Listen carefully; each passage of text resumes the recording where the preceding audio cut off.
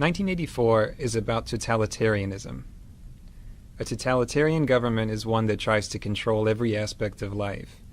How people spend every minute of their time, even in private, who they can associate with, what they're allowed to say. A totalitarian government even tries to control what people think and what they believe. George Orwell wrote 1984 in the late 1940s. What he knew about totalitarianism was based on the Soviet Union and Nazi Germany. Those governments had come into being not that long before, and they weren't very well understood yet.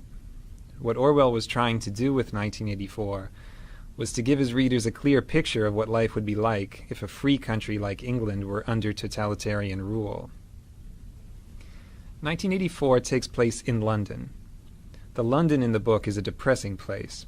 There's never enough to eat, the food's disgusting, there aren't enough clothes or shoes or anything to go around, and the city is pretty dilapidated, except for these giant pyramid-shaped government buildings that rise above the landscape.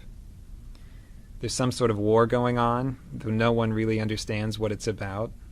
Rockets frequently explode in the streets and blow people to bits. The worst part is that the government is always watching everything people do. There are these posters of Big Brother, who's supposedly the leader of the government, that say, "Big Brother is watching you." There are thought police who have hidden cameras and microphones literally everywhere.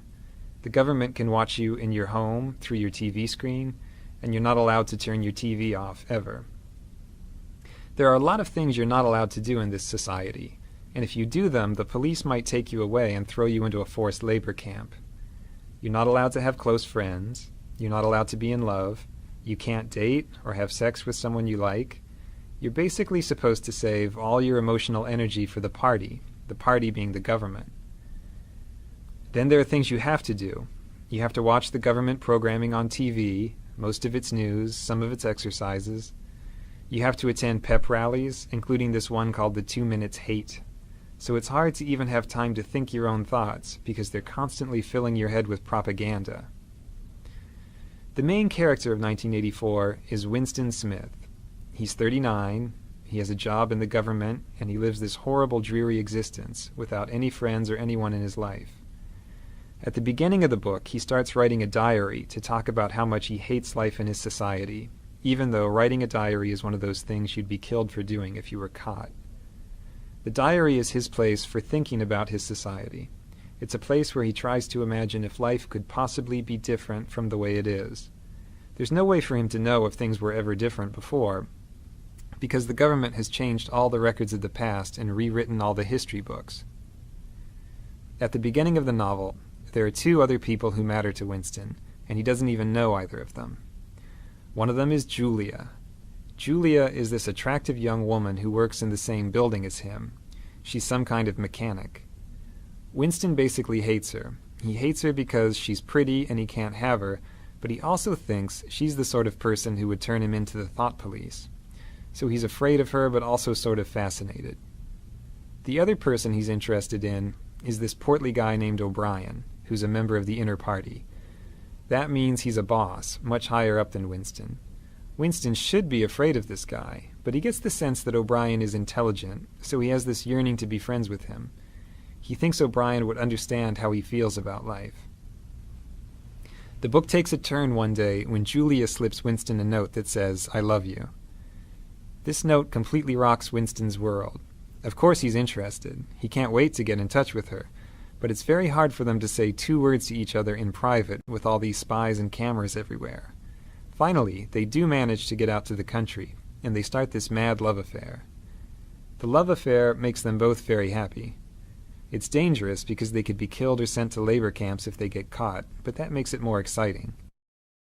At last, Winston has someone who understands him and who hates the party as much as he does. But Winston needs to go that extra step. He's rebelling against the party privately by having the secret affair. Now he wants to go to the next level and be an active rebel against the government. He gets his chance one day, when O'Brien invites him to his apartment to look at something work-related. Winston takes a leap of faith and guesses that O'Brien must be part of the rebellion, because no one invites people over to their home. It just isn't done. So he and Julia go to O'Brien's house and confess that they want to be rebels, and O'Brien says, "Yes, I'm a rebel too," and we all read this book that explains why things are the way they are. Winston reads the book, and he's blown away by it. Unfortunately, right after he reads it, the thought police bust in and arrest him and Julia and carry them off to the Ministry of Love to torture them. So we learn that O'Brien wasn't a rebel after all. He just wanted to catch Winston. In the Ministry of Love, they torture Winston in all sorts of horrible ways. They break his bones in his teeth, they use electric shock, they starve him, and on and on. He tells them everything he knows, he confesses to everything they ask him, and he tells them everything he knows about Julia. After torturing him over and over, O'Brien finally tells Winston what it is that the government really wants. What they want is to have total power over the minds of people like Winston. They want people like Winston to say 2 + 2 = 5 and really believe it, not just say it to avoid a beating. For the government, it's purely an exercise in power. They're not trying to control his mind for some other purpose. They just want to exercise total power over people's minds. They finally do break Winston completely, in this place called Room 101, where they do whatever it is you're most afraid of. They lock his face into a cage and threaten to let these rats eat their way through his face. He has a phobia of rats, so he loses it and says, "Do it to Julia, not me," which is a complete betrayal of what's most important to him. The government has taken his last shred of integrity. After he does that, they let him and Julia go. The thought police don't care about them anymore. The two of them meet on the outside, but they can't love each other anymore. Winston and Julia are basically broken people after they get out. Winston has changed to the point that he doesn't even want to think about anything that might be rebellious. He just sits in a cafe listening to the news and smiling. The last words of the novel are, "He loved Big Brother." So, one of the points the book makes is that a human being can be broken down completely until he'll believe whatever you tell him, even if it's that 2 + 2 = 5. At the same time, the book has a positive message, which is that it's really hard to get inside someone's head to that extent. The government has to go to incredible lengths to brainwash Winston successfully.